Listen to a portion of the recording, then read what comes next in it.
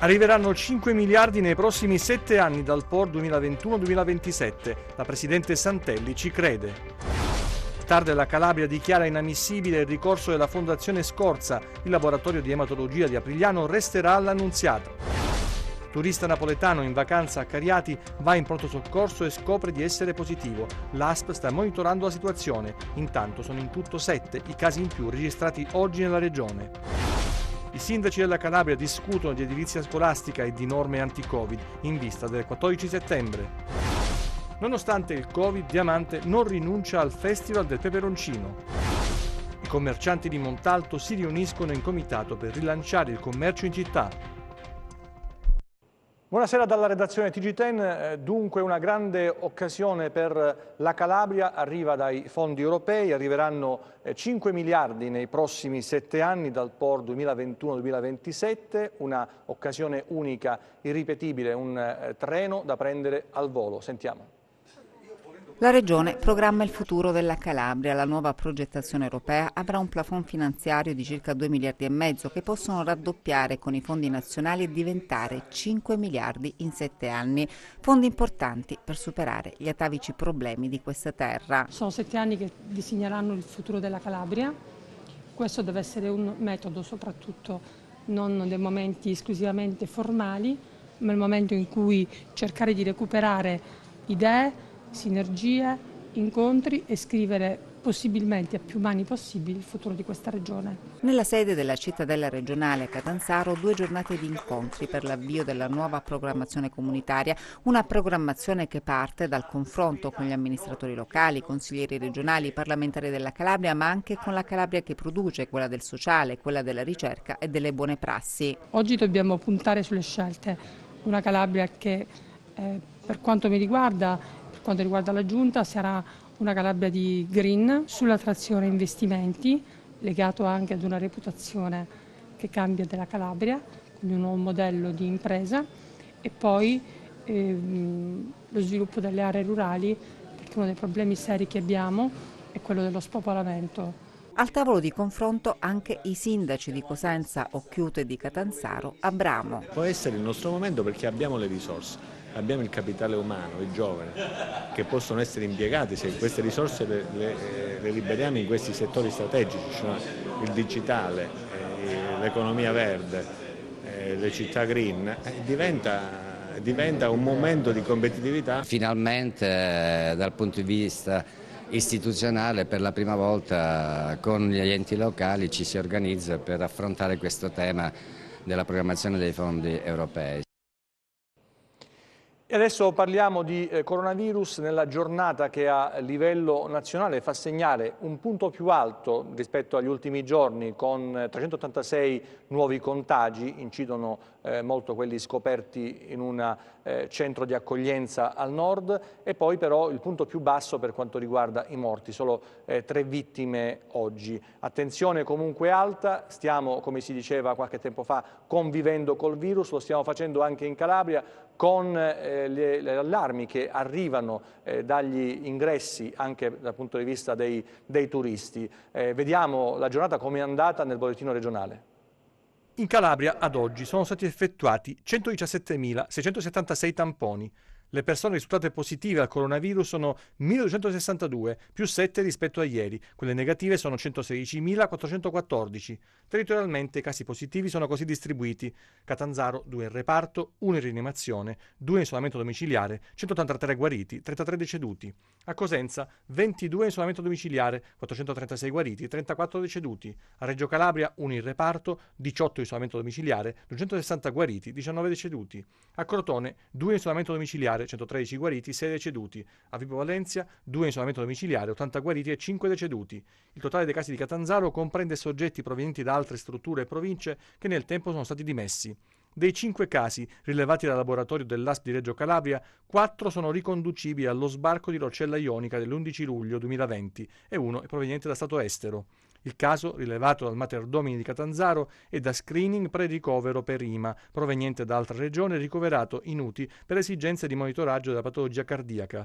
Il caso rilevato a Cosenza è riconducibile al focolaio noto. Dall'ultima rilevazione le persone che si sono registrate sul portale della Regione Calabria per comunicare la loro presenza sul territorio sono in totale 15.988. Nel conteggio non sono compresi i numeri del contagio pervenuti dopo la comunicazione dei dati alla Protezione Civile Nazionale. Ecco, e andiamo nello specifico perché nel bollettino abbiamo ascoltato sia che il caso rilevato a Cosenza rientra nei tamponi effettuati sulle persone vicine alle 20 già ritrovate positive che sono state scoperte grazie allo screening pre-ricovero per una bambina che doveva operarsi di tonsillectomia. Anche il caso che avete sentito del Mater Domini è stato scoperto con uno screening pre-ricovero, una persona che si era recata in ospedale per dei dolori al torace, prima in un punto di primo intervento e poi nell'ospedale di Catanzaro, il Mater Domini. Da qui è iniziata l'indagine da parte dell'ASP di Cosenza, il solito tracciamento che sta dando ottimi risultati per circoscrivere focolai, ma come nel caso dei soggetti di Cosenza ci vuole anche la collaborazione, quella che si è trovata nelle ore successive alla scoperta della prima positività a Cosenza, quella che però sta trovando qualche difficoltà, qualche ostacolo sullo Ionio, perché le persone che dovevano sottoporsi al tampone si sono dileguate, ma sentiamo. Ieri pomeriggio un turista napoletano in vacanza a Cariati si è presentato al punto di primo intervento della cittadina ionica con dolore toracico. Il paziente, poi risultato positivo al Covid-19, visitato è stato trasferito nel reparto di cardiologia di Catanzaro. Era in villeggiatura con altre 8 persone, tra le quali alcuni bambini. La task force dell'ASP di Cosenza ha immediatamente disposto la sanificazione del punto di primo intervento e il riposo cautelativo del personale. I sanitari hanno poi contattato la struttura che ospitava i turisti per comunicare che questa mattina alle 7 sarebbero arrivati per effettuare i tamponi sui familiari del turista, ai quali era stato comunicato di non lasciare la stanza dove si trovavano ed evitare contatti con terze persone. Tamponi, però, che non sono stati effettuati perché parte della famiglia si è sottratta all'ordinanza di isolamento e all'esecuzione dei tamponi, lasciando le chiavi al portiere di notte e facendo rientro nella propria regione di appartenenza. I componenti più stretti, invece, hanno seguito il paziente a Catanzaro e a loro è stato effettuato il tampone. Considerato quanto è accaduto, la task force ha immediatamente allertato dalla prefettura di Cosenza le forze dell'ordine e l'ASP di competenza. Inoltre è stata avviata immediatamente l'indagine epidemiologica per ricostruire la possibile catena dei contagi. Comportamenti inaccettabili, del resto vanno incontro poi a sanzioni e altro se dovesse estendersi il contagio. Intanto il cruccio, il pensiero fisso è il ritorno a scuola in sicurezza. I sindaci della Calabria stanno discutendo di edilizia scolastica, di norme anti-Covid in vista della data fatidica del 14 settembre e lo hanno fatto alla cittadella regionale. Sentiamo.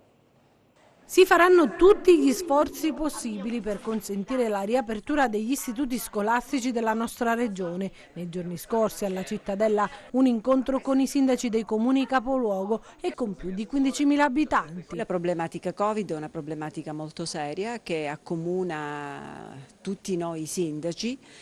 Del resto dal livello nazionale non credo che ci stiano arrivando delle mani di aiuto serie, perché è un bel dire. Diamo poteri straordinari ai sindaci, ma io che cosa me ne faccio di questi poteri straordinari? Non ho gli strumenti, non so in quale direzione adoperarli. Mezzi straordinari senza risorse è veramente un bel dire. Invito tutti quanti a impegnarsi a dare il massimo per aprire le scuole il 14 settembre, nei limiti chiaramente della massima sicurezza, però i ragazzi e i bambini hanno voglia di tornare a incontrare di nuovo i loro pari, immaginate le situazioni che ci sono state in famiglia, di questi ragazzi chiusi per mesi, è stato difficile per loro, quindi dobbiamo assicurare il meglio, insomma dare la possibilità veramente di iniziare la scuola in sicurezza. La riunione finalizzata a raccogliere più informazioni possibili per avere un quadro complessivo sullo stato dell'arte degli edifici scolastici regionali e non solo. La Calabria ha effettivamente delle carenze strutturali nel mondo della scuola che non risalgono logicamente ad oggi. Oggi il Covid ci ha messo di fronte, chiaramente ha messo tutti noi di fronte ad un'emergenza, e nell'emergenza ci si è resi conto, come è capitato per la sanità, logicamente, di quelle che erano le mancanze poi alla fine strutturali. Perplessità hanno espresso alcuni sindaci sulla riapertura, ma vediamo quali proposte hanno avanzato i primi cittadini. Io disporrei l'apertura l'1 ottobre.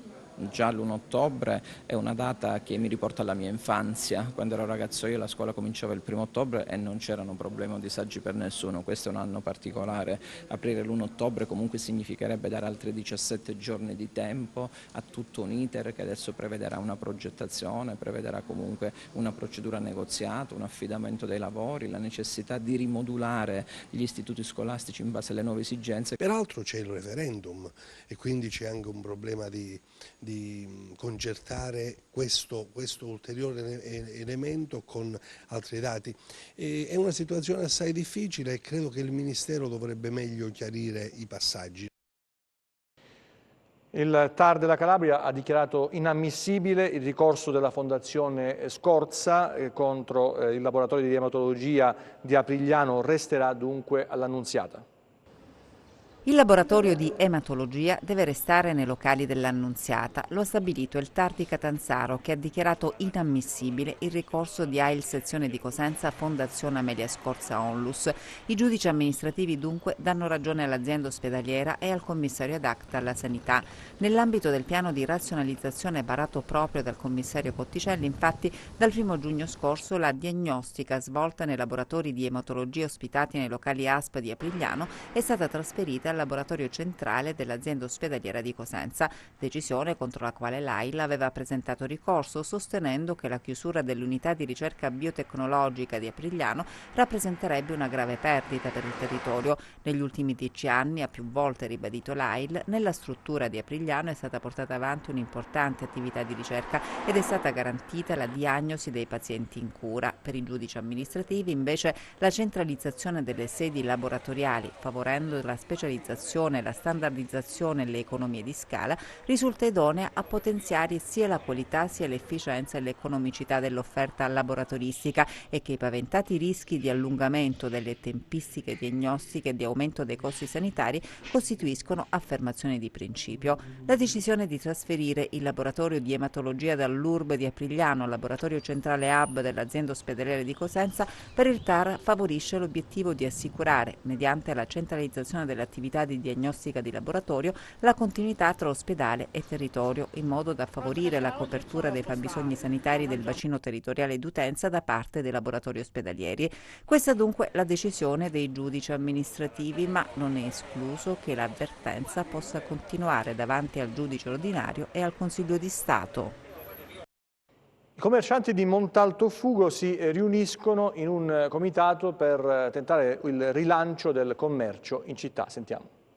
Presidente, parliamo di questa assemblea che c'è stata proprio ieri a Montaltofugo. Avete creato un comitato spontaneo proprio per cercare di superare uniti questo momento di impasse dopo il lockdown e dopo questa fase di pandemia. Sì, proprio così. Siamo riusciti durante la pandemia a raggruppare, diciamo, queste partite IVA, siamo arrivati sui 260 associati. Stiamo crescendo ogni giorno sempre di più, dato proprio questa unione che ci lega l'un l'altro, e nello stesso momento stiamo cercando di chiedere quali sono le difficoltà che ogni esercente, ogni commerciante ha avuto durante il lockdown. Devo dire che ancora, diciamo, la pandemia ci ha portato ancora a molte restrizioni, come infatti in assemblea noi dovevamo avere un pubblico di 700 unità, però purtroppo dato le drastiche restrizioni che ci sono state, abbiamo dovuto far accomodare non meno di 190 persone. però diciamo che tutto ciò sta portando pian piano a vedere qualche spiraglio di luce. Abbiamo dei progetti da attuare, l'abbiamo espletati proprio ieri con il nostro sindaco. Aspettiamo la convocazione in regione per svolgere e attuare un vero e proprio progetto molto ambizioso per il territorio di Montalto.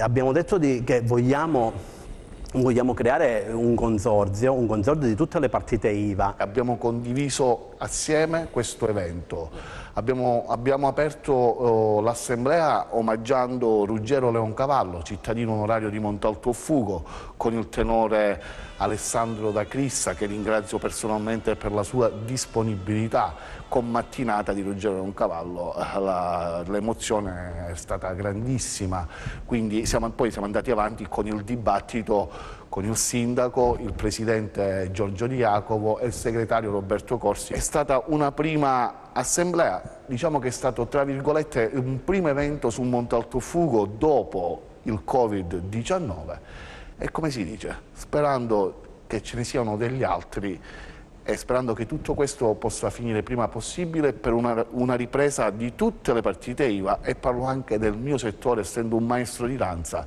che siamo fermi da marzo, quindi riprendere per me è stato, come si dice, un sospiro di sollievo, con la speranza che tutto possa finire prima possibile e, come era lo slogan della serata, insieme si può. Altro tipo di comitato nasce nel nome di Maria Antonietta Rositani, la donna sopravvissuta alle fiamme appiccate dal proprio ex. Questo comitato chiede al Consiglio regionale di istituire un fondo di solidarietà per le vittime di violenze di genere. Le immagini dell'ex marito di Maria Antonietta Rositani, che blocca la macchina della moglie in una zona centrale di Reggio Calabria, apre lo sportello e le dà fuoco, fecero il giro del mondo e provocarono orrore. La donna, come sappiamo, sopravvisse. Da poco è rientrata a Reggio dopo un lungo ricovero in una struttura specializzata in Puglia. L'ex marito è stato condannato in primo grado un paio di settimane fa a 18 anni di reclusione. Maria Antonietta è diventata a suo malgrado un simbolo della lotta contro la violenza maschile. Un simbolo, ma non solo, una persona che, lottando contro la morte, ha saputo ritrovare e dare un senso ai suoi giorni, sebbene le difficoltà patite non siano state poche. Un comitato sorto in nome di Maria Antonietta adesso chiede interventi incisivi alla politica regionale calabrese, che preveda l'attivazione di un fondo di solidarietà. Uno strumento questo che consentirebbe la tutela e il recupero il più possibile delle normali condizioni di vita delle donne che subiscono violenza domestica e non solo. L'idea ha il sostegno delle forze dell'ordine, della magistratura, di molti avvocati e di molti studiosi che da tempo analizzano questo fenomeno. Nella sala Caduti in Assiria a Palazzo Madama si è tenuta la conferenza stampa di presentazione del Peperoncino Festival 2020 in programma a Diamante nei primi giorni di settembre. Vediamo. Palazzo Madama è stato lo scenario scelto per la conferenza stampa di presentazione del Festival del Peperoncino edizione 2020. Tantissime le novità, a incominciare dal numero delle giornate, passato da 5 a 9, e dagli spazi che da Diamante si estendono a Cirella col centro storico e con il teatro nell'area archeologica. Si parte sabato 5 settembre con un galà di apertura al Teatro dei Ruderi, con una produzione originale del festival, un piccante show, musica, magia e cabaret, uno spettacolo con ingresso libero, e dopo il galà 4 giornate aspettando il Re Peperoncino fino alla consegna delle chiavi della città a Sua Maestà il Peperoncino, assieme alla madrina di questa edizione, Valeria Marini. Un'edizione storica, ha commentato il sindaco della città, con al centro la sicurezza, visto il contesto particolare che si lega all'emergenza Covid. Abbiamo voluto dilatare i tempi, dilatando anche gli spazi, utilizzando più piazzette, più location, per dare a tutti la possibilità di partecipare, perché il Covid, come tutti sanno, impedisce che ci siano degli assembramenti, e allora per stare più tranquilli abbiamo più giornate e più spazi. La filosofia del festival è sempre la stessa: arte, cultura e gastronomia in salsa piccante. Noi apriamo il 5 di settembre con un piccante show al Teatro dei Ruderi con il Mago Gentile e con il Gabriele Cirilli, il cabarettista. Ci saranno gli incontri PIC, cioè di argomenti piccanti, argomenti PIC. Parleremo di intelligenza artificiale con il rettore dell'Università della Calabria, parleremo di virus con il Giulio Tarro, il virologo, e parleremo dei problemi della giustizia con Gratteri. Quindi un ventaglio a 360 gradi che coprono un po' tutte le attività dell'uomo. E adesso invece dal 1° all'8 agosto 2020 Catanzaro ospiterà il Magna Grecia Film Festival, manifestazione cinematografica dedicata alle opere prime e seconde che con gli anni è cresciuta fino a diventare uno degli appuntamenti più attesi per gli appassionati e gli amanti del cinema. Vediamo. Dedicata ad Alberto Sordi e a Federico Fellini, la 17ª edizione del Magna Grecia Film Festival, che dal 1° agosto alle 21:30 allieterà le serate di tanti appassionati cinofili con la proiezione di Attor Bella Monaca Non piove mai di Marco Bocci, a cui seguiranno nelle serate successive Dolcissime di Francesco Ghiaccio, L'Immortale di Marco D'Amore, Bangla di Faim Buliam e Abbi Fede di Giorgio Pasotti, Tutto a posto di Gianni Costantino, L'uomo del labirinto di Donato Carrisi e Brave ragazze di Michela Andreozzi. Proiezioni ospitate nell'area Porto, oltre alla presentazione del libro Una vita tutta da ridere, dedicato ad Alberto Sordi. Ma il Magna Grecia non è solo cinema, è anche musica e masterclass e tanti ospiti d'eccezione, come Ron Moss, l'indimenticato Ridge di Beautiful. Oggi la conferenza di presentazione della Kermesse, organizzata e fortemente voluta da Gianvito Casadonte, che è diventata uno dei punti di riferimento dell'estate catanzarese. È sempre complicato gestire questa emergenza, perché ci sono dei dispositivi di sicurezza che devono essere, dei protocolli di sicurezza da seguire. Lo stiamo facendo, anche siamo andati oltre nel dare la possibilità a tutti gli ospiti e a chi lavora al festival di fare il test sierologico grazie al laboratorio Ippocrate di Fabio Guerriero con la dottoressa Denato. Abbiamo dei grandi nomi, da Peter Weber, uno dei più grandi registi al mondo, dalla Ragazza con l'orecchino di perla ad Hannibal Lecter, a una serie televisiva che andrà su Netflix i prossimi mesi, a un mito assoluto come Abel Ferrara, a Letizia Edò, questa attrice di Fauda che è un grande talento del cinema, che ha fatto da poco il film con Terence Malick, che è un altro grande nome che mi auguro un giorno di avere in Calabria, nella mia terra, a Ron Moss, Beniamino di Beautiful, ma non solo, perché è un produttore e ci fa piacere averlo qui per parlare di lunga serialità e per parlare di questa opera prima che lui produrrà. E adesso lo sport, il calcio va in scena per restare in tema una partita importantissima, è una sfida per la salvezza, per il Cosenza che affronta la Juve Stabia, appena sorpassata in classifica.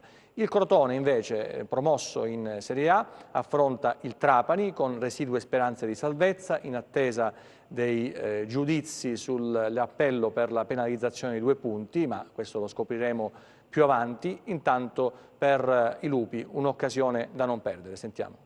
Ultimi 90 minuti di campionato in Serie B, molti i verdetti ancora da scrivere, la griglia playoff, ma soprattutto la corsa salvezza, riservano tante incognite ed emozioni. Partita tutta da vivere al Marulla, dove si sfidano Cosenza e Juve Stabia. I Lupi di Occhiuzzi dovranno battere le Vespe per sperare nella salvezza diretta o comunque assicurarsi la partecipazione allo spareggio play-out. Dalla prima partita è stata una partita di dentro fuori, quindi diciamo che è un aspetto dove lo viviamo. L'abbiamo vissuto in ogni gara, lo viviamo sempre, quindi sotto questo aspetto siamo pronti e quindi insomma, attenzione soprattutto a quello che dovrà essere una gara a livello tattico. Insomma. Quello che il loro credo, il loro modo di giocare è un qualcosa che appartiene a loro. Io devo fare in modo di preparare la squadra come sempre nel cercare di fare la partita sia in possesso sia in non possesso in base alle forze dell'avversario, quindi non posso andare a immaginare come, con quale atteggiamento preparano la gara. Sappiamo, ognuno sa dell'avversario ciò che fa, le proprie forze, i propri punti deboli, quindi io la mia squadra la devo preparare per tutti i momenti e le situazioni che la gara poi ti porta davanti, insomma. Nella corsa salvezza, in una posizione sicuramente più scomoda, c'è il Trapani che ospita il Crotone. La squadra di Stroppa, già promossa, ha onorato la sfida con il Frosinone. In Sicilia potrebbe cancellare le residue speranze dell'11 di Castori. Sì, ultima partita e giochiamo contro una squadra che dopo il lockdown ha fatto tantissimi punti, è in piena corsa per la salvezza. Dipende sempre poi dipende sempre dai vari ricorsi del caso, però noi penseremo al campo e affrontiamo, come ho detto, una squadra che è in salute. Non vedo perché ci potevano essere altre motivazioni. Il fatto di far giocare magari chi gioca di meno è motivo di motivazione, perché comunque devono confermare quello che di buono hanno fatto anche giocando un pochino meno rispetto agli altri compagni, e da parte degli altri compagni ci deve essere rispetto nei confronti di chi ha giocato meno, e quindi è stare sul pezzo, stare concentrati a fare al meglio queste ultime prestazioni. Domani va sulla falsariga di questo, quindi col massimo rispetto per i compagni, col massimo rispetto di chi fino adesso ha giocato di meno e domani magari troverà più spazio. La nostra rubrica sulla borsa adesso, vediamo.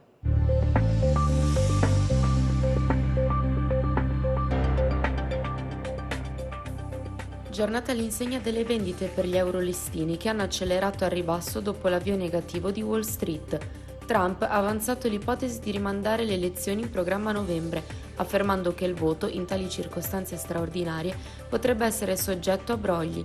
Il PIL annualizzato statunitense del secondo trimestre ha evidenziato un tracollo del 32,9%, riflettendo gli effetti dei lockdown imposti per frenare i contagi da coronavirus. Inoltre, le richieste di sussidi di disoccupazione sono aumentate ancora a 1,4 milioni nell'ultima settimana. Nel vecchio continente il PIL della Germania ha evidenziato nel secondo quarter una contrazione del 10,1%, peggiore del meno 9% atteso dagli analisti. Da segnalare anche i dati di giugno sulla disoccupazione d'Italia, 8,8%, Germania 6,4% e meno 18.000 disoccupati, ed Eurozona a 7,8%, e la fiducia dei consumatori di luglio della zona euro, meno 16,2 punti rispetto ai meno 14,7 di giugno. A Piazza Affari il FTSE MIB archivia le contrazioni in calo del 3,3%, pesanti anche il DAX di Francoforte meno 3,5%, il BEX 35 di Madrid a meno 3,1%, il FTSE 100 di Londra a meno 2,3% e il CAC 40 di Parigi a meno 2,1%. Oltreoceano risalgono dai minimi il Dow Jones a meno 1,1%, l'S&P 500 a meno 0,8% e il Nasdaq a meno 0,1%. Sul Forex l'euro-dollaro torna a 1,178, mentre il cambio tra biglietto verde e yen risale a quota 105,1. Tra le materie prime accelerano a ribasso le quotazioni del greggio, con il Brent a meno 2,5% a $43 e il WTI a meno 3,2% a $39,9 al barile. Sull'obbligazionario lo spread BTP Bund sale leggermente 151 punti base, con il rendimento del decennale italiano allo 0,96%. Tornando a Piazza Affari, le vendite investono quasi tutte le società del FTSE MIB, in particolare i petroliferi Eni a meno 7% e Saipem meno 6,5%, oltre a Unipol a meno 5,7%. Grazie e buon proseguimento di serata!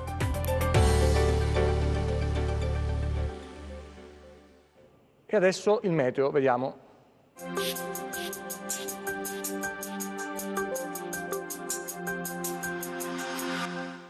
Ben ritrovati da Meteo in Calabria. L'ondata di caldo che sta colpendo la nostra regione tende a raggiungere il suo apice nelle prossime 48-72 ore, con punte di oltre 40 gradi in alcune località vallive dell'interno. L'anticiclone africano tende infatti a rinforzarsi con il suo asse posto proprio sul centro del Mediterraneo. Passiamo alle previsioni in dettaglio. Domani cielo sereno ovunque, Ancora molto caldo nelle aree interne con valori fino a 40-42 gradi, annuvolamenti pomeridiani si ripresenteranno tuttavia sui rilievi di Pollino e Sila con possibilità di locali piogge solo sul Pollino. Temperature stazionarie ben oltre le medie del periodo. Passiamo a mari e venti, domani mari calmi con venti deboli a regime di Brezza. Per ulteriori approfondimenti vi rimando al sito www.meteoincalabria.com e alla nostra pagina Facebook Meteo in Calabria. TG che finisce qui, ci vediamo nelle prossime edizioni, grazie per la vostra attenzione, arrivederci e buona serata.